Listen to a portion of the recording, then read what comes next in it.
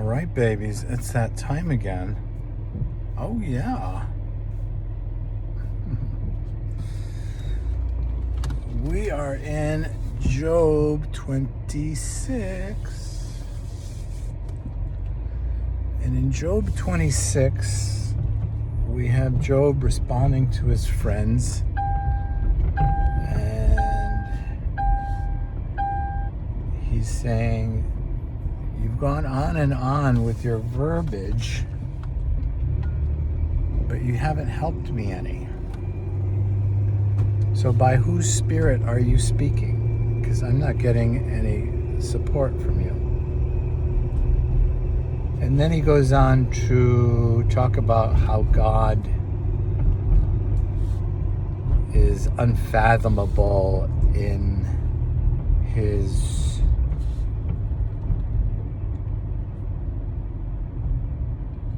creation and power and unmatchable glory.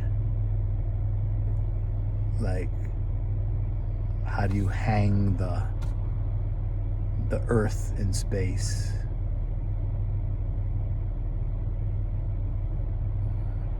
And those types of things that no one had any understanding of back in the day.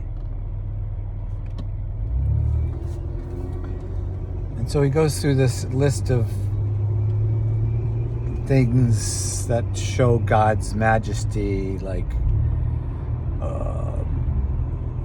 subduing a sea serpent, and like I said, fashioning the universe and the planets. And then he goes on in the end saying something, but even given all that majesty and power, he can be barely discerned in a whisper. So I think that's Job sort of being bitter, saying, I'm in serious need of something right now. And the God who is unlimited in power can barely be heard, because when he decides to speak, it's no more than a whisper. And who can hear it, I think, is what he's saying. So that's definitely a realistic depiction of how we've all felt when we go through things that are difficult and we feel like God is not listening or not attentive. When we know that his power is unlimited and he could change the world with a snap of with his fingers, so to speak. But instead, God has called us to be co-creators with him. So if there's any change we want to see in the world, it has to do with our actions, our faith. Yeah, baby.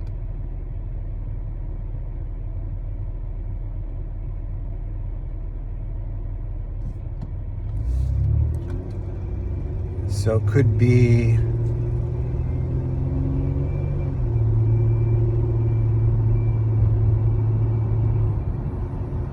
that our motives and our priorities are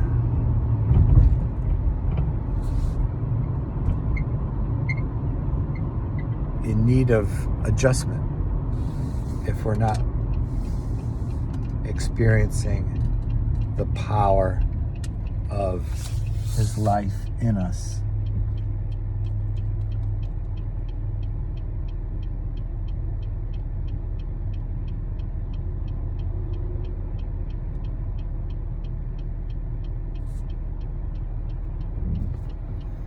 Because he's faithful and he will respond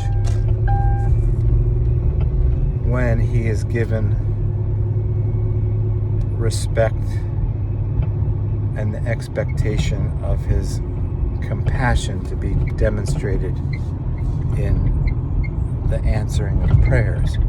Of course, the answering of prayers has to be in accordance with his word, so you don't, and his will, you don't want to be asking for something that is contrary to his will. So if you're asking God for something, you want to stick you want to stick with the things that you know he values: love, patience, joy, peace, honor, integrity, courage, creativity, etc. That's where your prayers should be. If your prayers are not there, then you need to readjust them. Because if you focus on wanting certain things to change in your life, like circumstances, then you're missing the point. God is not a genie in a bottle. He's given us his son on Calvary in tremendous torture, beyond 6 hours of torture, so that we could have access to him and have a relationship with him. And as difficult as it may seem that is the case, it is the case.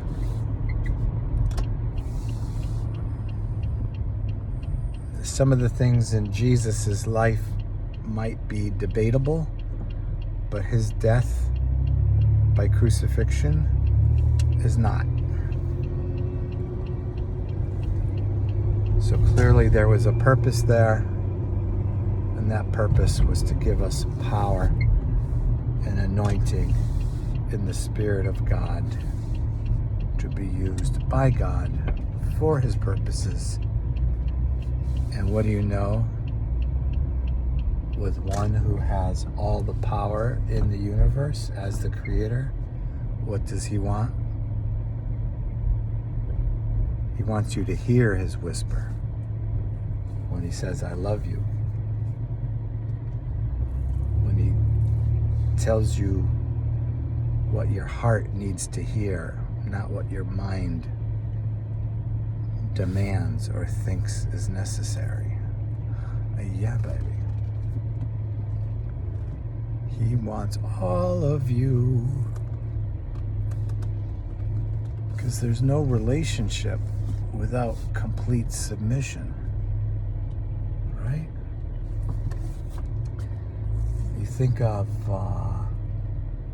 the passionate communication between lovers in secret. And where's the joy? The joy is in complete surrender to the other, to be available for their pleasure. Yeah, baby, that's what God's after.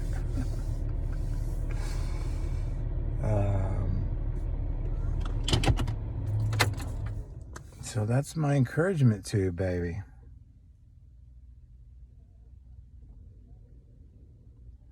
And when you make that your priority, you'll notice your desires will change and they will become more aligned with his will, and you won't struggle against yourself like you thought you would have to in order to gain an understanding of who he is or evidence of him developing his character in you.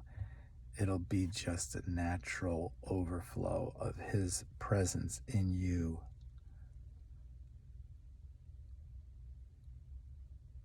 Aligned with your mind and your heart, your desires, your aspirations, your dreams, your will be inseparable from his.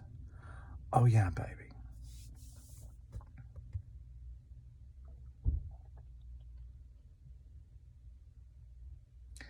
And the world needs you to do that.